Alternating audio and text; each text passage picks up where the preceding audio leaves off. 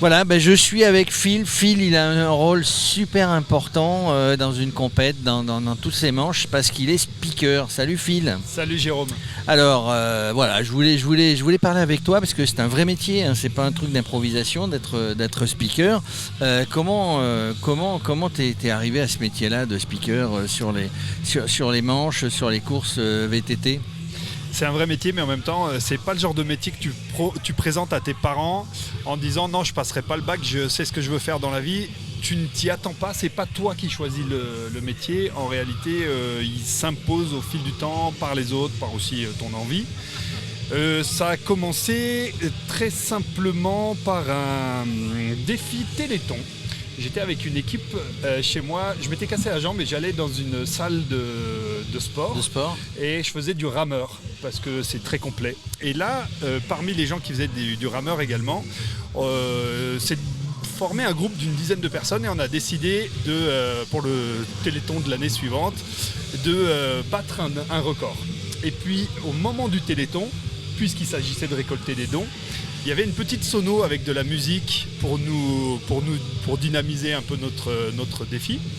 Et il y avait un petit micro qui pendait à cette sono. Et moi, je voulais motiver les gens à mettre des sous dans la cagnotte. Et j'ai pris le micro. Et dans l'équipe de ces 10 rameurs, il y avait le responsable de l'animation du village où j'habite, qui est Villard-de-Lans, dans le Vercors. D'accord. Et il m'a dit, écoute, tu peux faire la saison avec nous, je pense que tu es un bon animateur.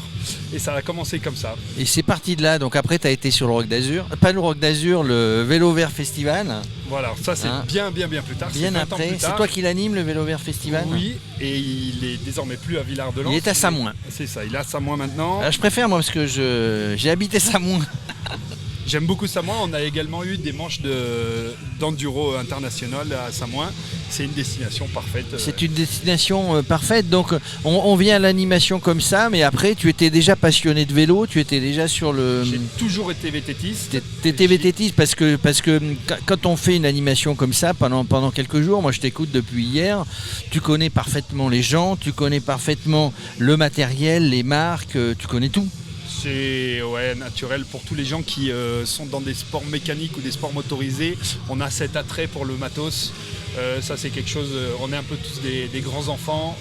On a les yeux pleins d'étoiles quand on regarde un cadre,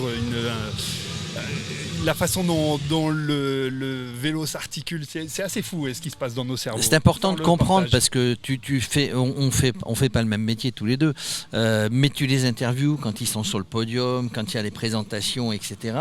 Je te sens très très proche de tous ces compétiteurs.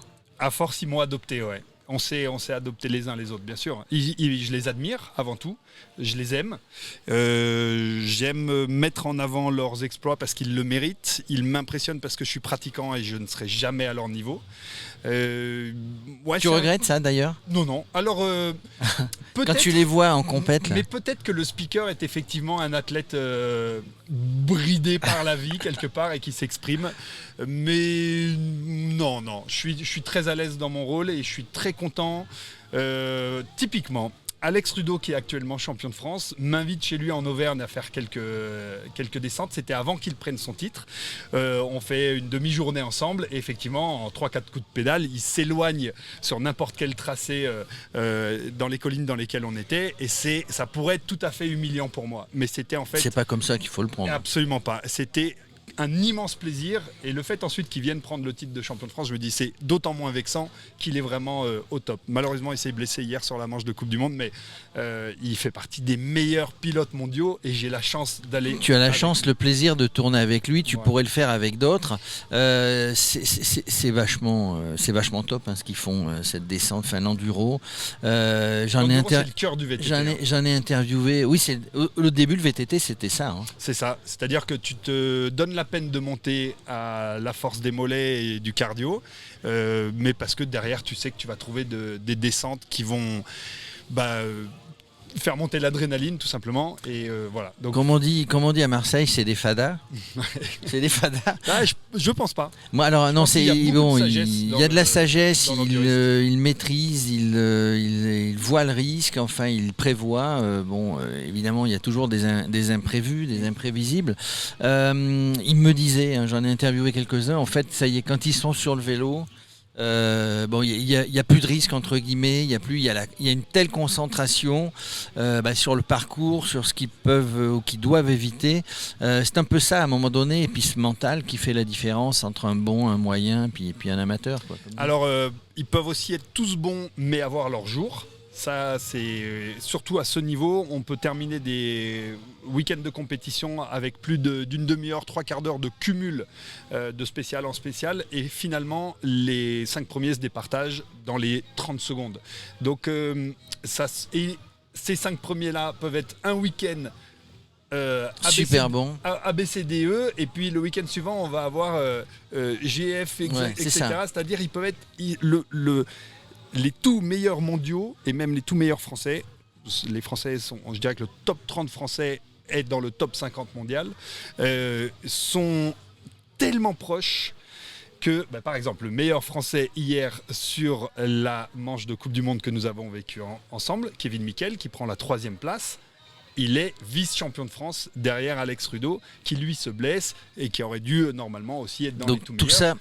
Tout ça est très serré, tout ça, ça se vaut, et c'est une question de jour, peut-être un mauvais réglage, un mauvais gonflage. Et un mental. Il y a un mental, aujourd'hui je suis bien, demain je suis pas bien. Toi tu l'as le mental, hein. Tu fais cette manche-là, tu fais tout le circuit. Je fais le circuit français autant que possible, j'essaye de me dédier vraiment à ça. Par contre, il y a une activité énorme dans le vélo, dans le VTT en particulier, avec l'explosion de l'e-bike également. Il y a des grands festivals, donc le Vélo Vert, le Rock d'Azur, le Verbier e-bike festival, le Teen Val d'Isère. Il y en a partout. Il y en a partout. On a eu une grosse saison autour de l'e-bike, et puis ensuite les plus classiques, effectivement, grandes courses. J'aime bien aussi les cyclosportives.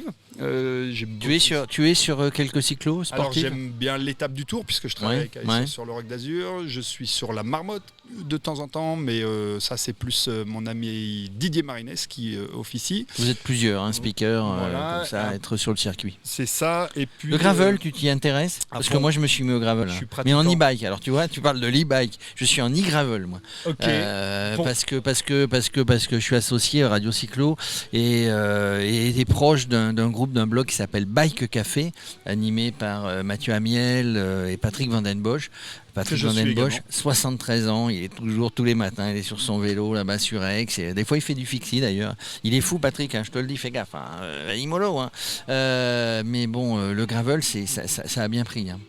Non seulement ça a bien pris, mais en plus j'habite dans un territoire qui est un paradis du gravel. Donc j'en pratique, j'appelle les copains pour en faire, et je vais jusqu'au bikepacking, c'est-à-dire que je suis accompagnateur en montagne, j'ai l'habitude de bivouaquer, et donc j'associe ma notion de dormir dehors, ou même mon envie de dormir dehors, à ma pratique gravel, et je fais le tour de mon massif ou d'autres.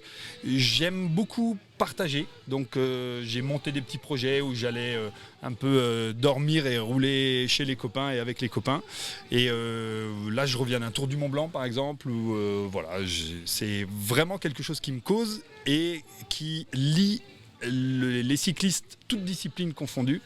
Donc ça me va bien, moi le VTTiste, d'être avec des routards, d'être avec d'autres pratiquants. Voilà, c'est un partage d'expérience, c'est un partage de passion. Le vélo, c'est la passion. Ici on ne voit que passion. Tous les gens sont passionnés, souriants, partagent leurs expériences d'une manière générale sur le vélo. On va dire le vélo amateur, sur les cyclosportives, l'ultra-distance, le Biking Man, etc. Je pars moi tout à l'heure, je m'en vais sur le Biking Man. L'ultra-distance, un championnat qui a lieu chaque année. Voilà, c'est vraiment, on partage nos expériences, on partage nos envies, on partage notre passion. C'est ça qui fait le vélo. Merci Phil, de toute manière. Tu avais quelque chose à rajouter? Oui, parce que tu parles de la passion, on parle de la passion de la pratique, et je voudrais dire que sur ce Pyrénées Bike Festival, comme sur beaucoup d'organisations, moi qui travaille avec les organisations, je voudrais le souligner, ce sont des passionnés qui craquent l'allumette pour lancer des projets comme ça qui durent avec les années. Ici sur le Pyrénées Bike Festival, c'est une équipe autour de Ludovic Henry qui... Une sacrée équipe. Hein. Sacrée D'ailleurs, équipe. hier, tu as présenté, c'est l'occasion d'en parler, tu as présenté, ils ont reçu le label. C'est ça, le premier label endurable, puisqu'on connaît les effets de la pratique enduro qui explose sur les territoires. Ça veut dire des partage d'usage sur les tracés, ça veut dire probablement des notions d'érosion, etc.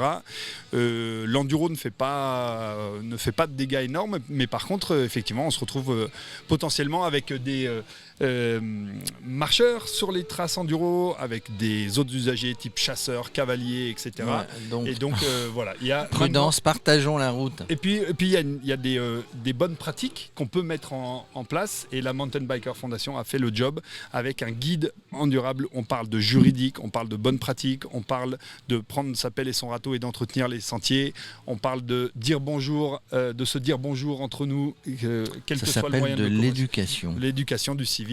Et voilà. Du civisme, l'éducation. Oui, j'ai vu, juste pour terminer, ils en parlaient hier, donc le nombre de kilomètres de parcours fait à la pelleteuse, mais plus à la main, à la sueur du front. Et là, il y a de la passion. Et là, il faut vraiment de la passion. En tout cas, merci. Toi, tu es un passionné, ça se voit évidemment. Merci d'être passé par Radio Cyclo pour nous expliquer tout ça. Salut Radio Cyclo. Ciao, ciao.